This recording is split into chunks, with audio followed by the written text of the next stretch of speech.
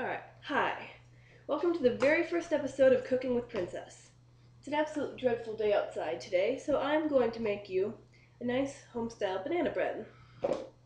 First thing you need to do is make sure your oven is preheated. Get yourself a nice little pan to set yourself up, which I already have done. First thing you need to do is put all your dried ingredients together. That would be your flour, which I'm going to add 1.5 cups of. So excited, my very first episode ever. 1 cup. 1/2 cup. Baking soda, which you're going to use 1 teaspoon of, which would be 2 of these. 1, 2.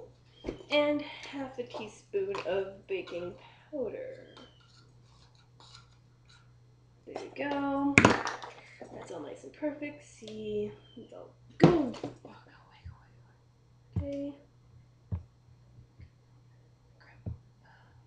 Go away. Alright. Sorry about that. Technical difficulties. Okay, so first thing you need to do is combine your wet ingredients. That would be 1 egg.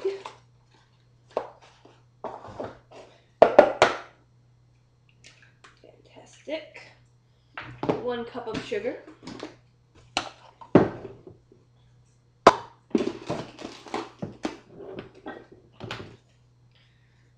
3/4 cup of oil. I prefer using olive oil because it's better for you and adds a little extra zest. 1, 2, and 3. The most important ingredients, which would be the bananas, obviously. What would a banana bread be without bananas? Sweet. Anyway. And something else, you can experiment with this, you know? The same recipe would work very well with zucchinis and probably carrots too. These bananas look fantastic. Leave that there. And what I like to do is add a little orange zest, you know. It says usually use lemon zest, but any citrus really would work well. You know, there's no exact amount you can use. Some people say to use this side of the grater, the finer side, but if you use the more top side, the peel will actually candy inside the recipe, and that tastes really good. So I'll mix all of this together, and since I don't have any actual powdered cinnamon, I'm going to use the cinnamon stick and let it soak in with the wet ingredients to kind of absorb some of the flavors, because that will give you the same basic effect. I'm going to mash this all up right here. It's looking good. If you're wondering, yes, this is the basic recipe out of the Betty Crocker Complete Cookbook.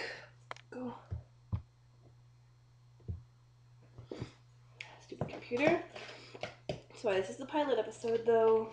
So I'm just gonna grab a fork really quickly to finish mashing up some bread. And while you're doing that, you can also be making yourself a little well in the middle of your dry ingredients, because they have to be all mixed. You have to make a little well with your finger so that the wet ingredients touch everything at once, and some flour doesn't get more sticky than the rest, because that would just be gross, you know? Anyway, this is almost done here. Nice and lumpy is exactly how you want it. Let's see. Doesn't that look lovely? Oh yeah, super good. The orange peel smells fantastic. Put a good mash in there. You don't want any chunks that are too big, otherwise some pieces of the bread will get more than others, and that would be just sad. See, it looks so good. And when you're finally ready to take this out, you can take out the cinnamon stick. You pour the wet ingredients on top of the dry. You want to very carefully mix it in.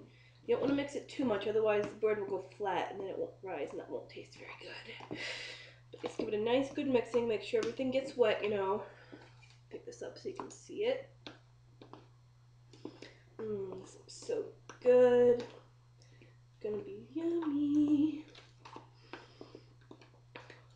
So just give it a good stirring here, and after that you're pretty much done. You pop it in the oven for just about an hour, but 350 degrees. That's about it, you know. Recipe says you're supposed to let it set for overnight before you cut it, but I can barely let it get warm enough or cool enough to not burn my fingers before I take a bite of this, because it's so pretty good.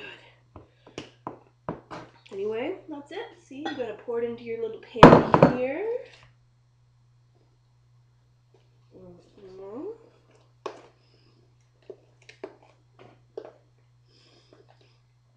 And since I always use pasteurized eggs, I can lick the spoon in the bowl and stuff, but I wouldn't recommend it to you unless you make sure to buy pasteurized eggs yourself.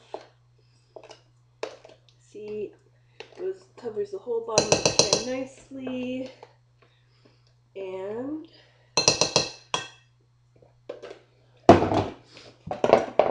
there you go. You pop it in the oven for exactly 1 hour.